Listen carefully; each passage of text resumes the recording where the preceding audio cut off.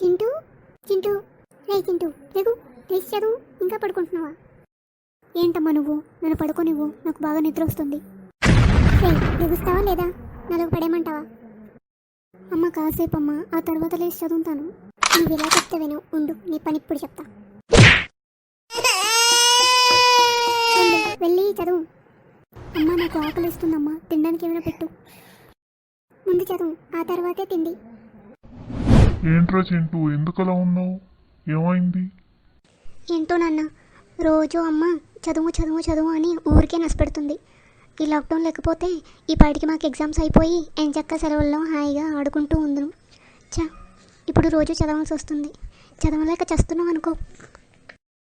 Feel అవ్వకరా, నీకోసమేగా చెప్పింది. మీరు బాగానే చెప్తారు, నాకు ఎలా ఉంటుందో మీకేం తెలుసు?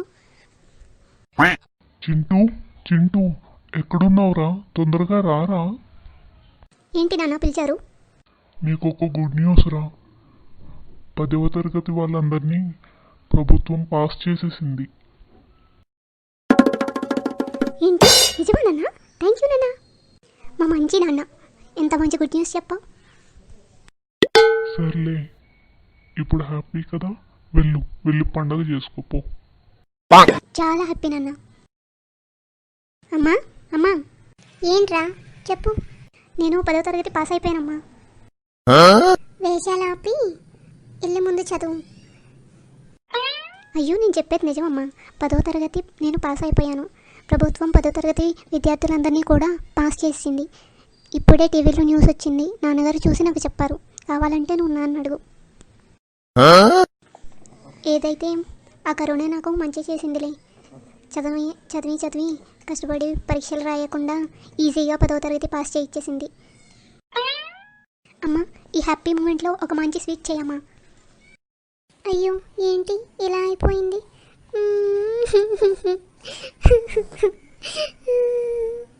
ఏంటి ఏమైంది?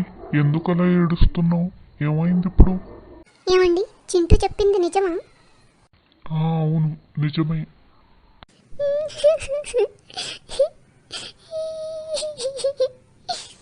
అరే ఏమైంది? అసలు ఎందుకలా ఏడుస్తున్నావు చెప్పు. మనం ఎంతో కష్టపడి బోర్డులంతా ఫీజులు కట్టి ఒక మంచి కార్పొరేట్ స్కూల్లో జాయిన్ చేసి 10వ తరగతిలోని మంచిగా చదివించి మంచి మార్క్స్ తెప్పించి ఊరంతా గొప్పగా చెప్పుకుందాం అనుకున్నానండి.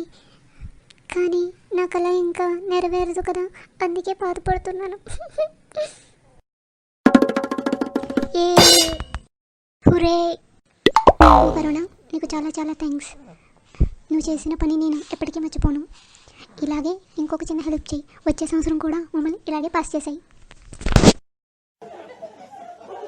ఈ వీడియో కనుక మీకు నచ్చినట్టయితే మా ఛానల్కి తప్పక సబ్స్క్రైబ్ చేసుకోండి.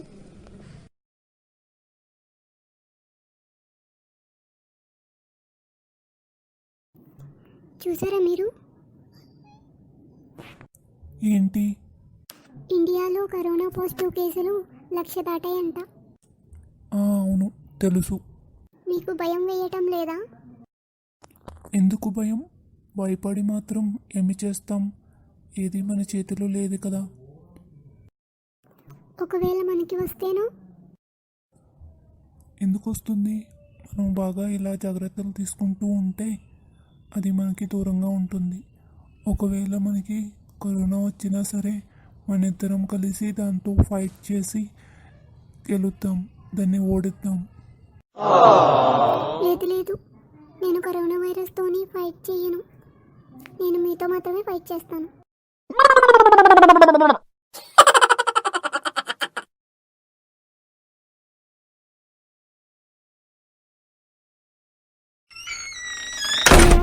ఇక్కడున్నావా? ఏం చేస్తున్నావు? నీకోసం ఇల్లంతా వెతుకుతున్నాను. ఏంటి ఏమైంది? ఎందుకు అలా అరుస్తున్నావు? ఫోన్ మాట్లాడుతున్నానుగా, కనిపించడం లేదా? ఏం లేదన్నయ్య, నాకు బోర్ కొడుతుంది. మన ఇద్దరం ఆడుకుందామా? ఈ కరోనా వైరస్ వల్ల 3 నెలల బట్టి లాక్డౌన్లో ఇంట్లోనే ఉన్నాం.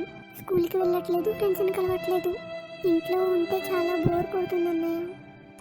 అవును నిజమే. ఈ వైరస్ ఎప్పుడు పోతుంది? కంగారు పడొద్దు చెల్లి, ఈ వైరస్ మేడ్ ఇన్ చైనా కదా, ఎక్కువ కాలం ఉండదు, తొందరగానే పోతుంది.